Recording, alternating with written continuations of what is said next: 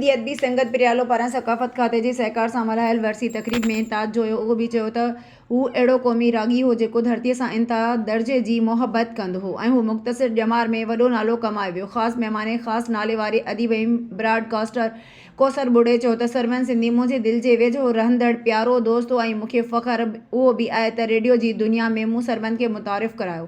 कौसर बुढ़ो वधीक चयो त सरमन सां मुहबत जे करे मूं पंहिंजे हिकिड़े पुट जो नालो सरमन रखियो। नामायारे शाइर अमर इक़बाल चयो त सरमन सिंधी पिरियालो जे नंढड़े शहर मां निकिरी जॾहिं सिंध जे मुख़्तलिफ़ शहरनि में पहुतो त अहिड़ी सुञाणप ते पिरियालो वासी पाण भाॻोन सम्झंदा हुआ। नाले वारे शाइर मंज़ूर ख़ामोश चयो त सरमन सिंधी मुंहिंजो दोस्त घटि पर भाउ वधीक आहे ऐं हुन जी हिक क़ौमी गीतनि जी कैसेट जोधा ओ जोधा कम आहे जंहिंखे रिलीज़ न करणु ॾिनो वियो। टाउन कमेटी पिरियालो जे चेयरमैन सैजुमन शाह सरमन हवाले सां यादगिरियूं शेयर कंदे चयो त सरमन पिरियालो ऐं सिंध जी सुञाणप जो अहम हवालो आहे ऐं सरमन जे करे असांखे शहर खे सारो देश सुञाणे।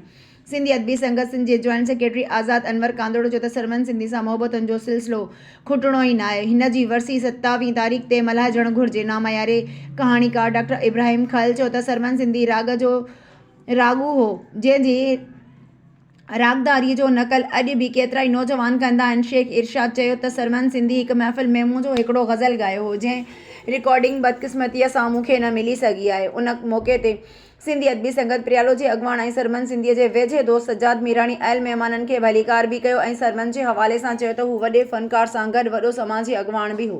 केतिरनि ई ग़रीब घरनि जी चुल्ह सरमन जे करे ॿरंदी हुई। उन मौक़े ते ग़ुलाम मोहम्मद ग़ाज़ी अली हसन सरकी परवेज़ परेशान आसिफ बलोच परवेज़ शेख मुज़म्मिल नकवी बशीर अहमद उस्ताद सईद सुमरो सनाउल्लाह ओढो ऐं ॿियनि सरमन सिंधीअ जी शख़्सियत तोड़े राग हवाले सां वीचार वंडिया। हिन वरसी तक़रीब में अता मीराणी सरमन बुढ़ो उमर भुट्टो सनाउल्लाह बलोच इमरान ओढो ख़ामोश ख़ैर मोहम्मद ऐं ॿियनि शिरकत कई। वरसी तक़रीब जी कार्रवाई रोशन शेख हलाई। उन मौक़े ते नौजवान रागी शरीफ़ अब्बासी सरमन जा ॻायल गीत ॻाए दाद हासिल कयो।